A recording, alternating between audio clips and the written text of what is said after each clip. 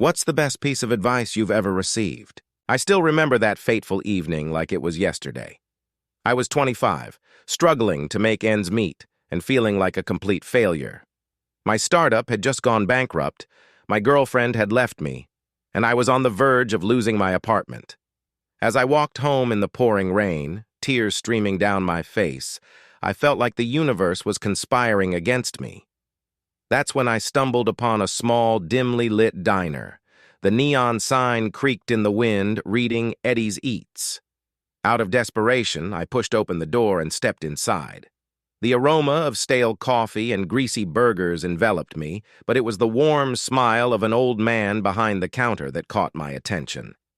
Eddie himself introduced himself with a firm handshake and asked what brought me in on such a miserable night.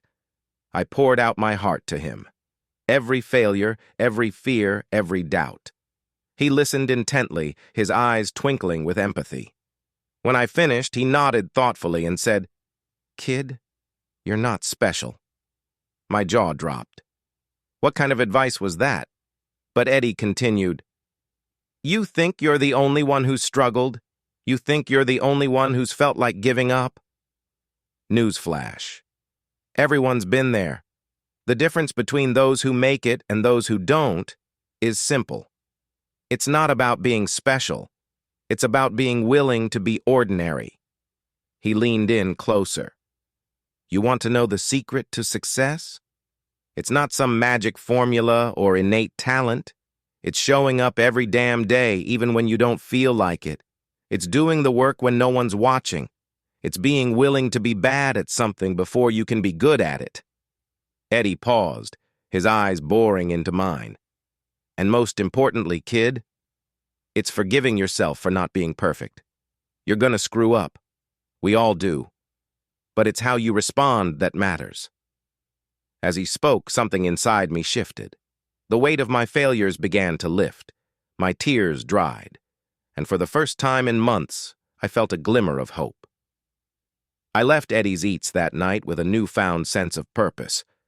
I started taking small steps towards rebuilding my life, applying for jobs I wasn't sure I'd get, attending networking events where I felt out of place, and slowly chipping away at new business ideas.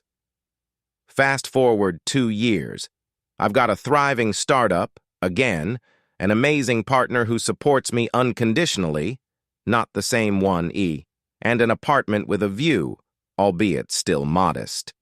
Whenever self-doubt creeps in, which it still does, I remind myself of Eddie's words. It's not about being special. It's about being willing to be ordinary. So here is my advice to you. Don't wait for some grand epiphany or divine intervention. Just show up every day with an open heart and mind, forgive yourself for your mistakes, and trust that progress will come from persistence. And if all else fails, find your own Eddie at some dingy diner on a rainy night.